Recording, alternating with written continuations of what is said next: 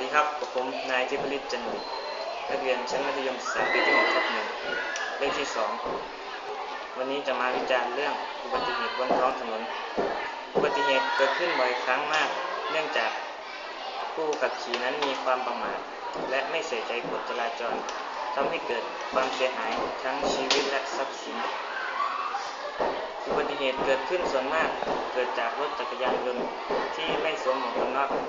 และมีความประมาทเป็นอย่างสูงพวกเราควรใส่ใจกฎจราจรให้มากยิ่งขึ้นไม่ประมาทและตรวจเช็คสภาพรถยนต์ให้ดีก่อนออกเดินทางด้วยไม่ควรขี่รถมีความเร็วสูงและใส่ใจคนรอบข้างมากยิ่งขึ้นผมขอจบการนำเสนอเพียงเท่านี้เข้าไป